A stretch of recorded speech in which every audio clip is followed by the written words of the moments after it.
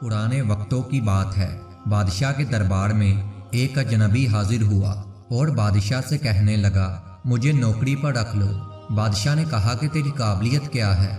उसने कहा कि मैं सियासी आदमी हूँ। बादशाह के पास पहले से ही सियासतदानों की लंबी कितारें थी, लेकिन इत्तेफाक से उसके अस्तबल का रखवाला फौत हो चुका था। चनाचा बादशाह ने उसे अपने खास अस्तबल का रखवाला बना दिया। कुछ दिनों के बाद बादशाह ने उससे अपने सब अजीज घोड़ों के बारे में पूछा तो उसने कहा, यह घोड़ा नस्ली नहीं है। बादशाह ने वो घोड़ा काफ़ी महंगा खरीदा था। चनाचा बादशाह ने उस शख्स को हाजिर करने का हुक्म दिया जिससे उसने घोड़ा खरीदा था। वो आदमी जंगल में कहीं दूर घोड़े बेचने का काम करता था।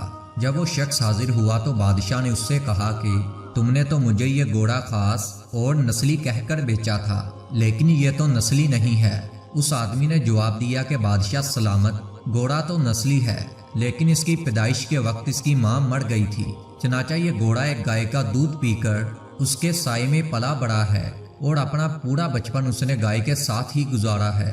बादशाह ने उसे वापस भेज दिया और अपने अस्तबल के रखवाले को बुलाकर पूछा, तुम्हें कैसे पता चला कि यह घोड़ा नस्ली नहीं है?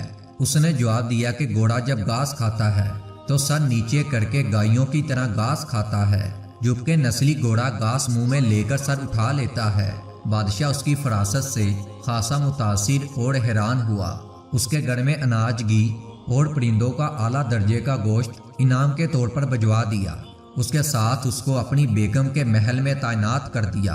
कुछ अरसा गुजरने के बाद उसने अपनी बेगम के बारे में राय मांगी तो उस आदमी ने जवाब दिया कि इसके तौर तवार तो मलका जैसे हैं, लेकिन शहजादी किसी बादशाह की बेटी नहीं है।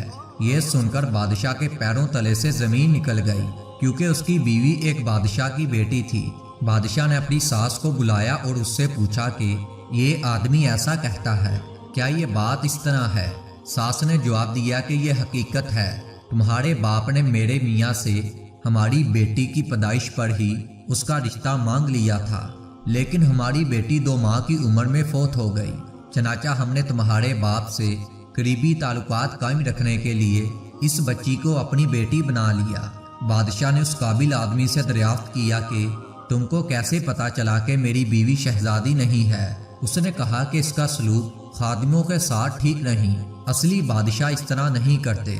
बादशाह अपने मसाहिब की फरासत से बहुत मुतासिर हुआ और बहुत सा अनाज, भेड़ बकरियां बतौर इनाम इसके हवाले कर दी और उसके साथ साथ अपने दरबार में तैनात कर दिया।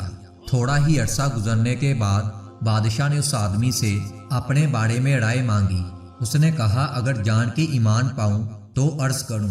बादशाह ने उसकी जान की ईमान का वादा कर लिया।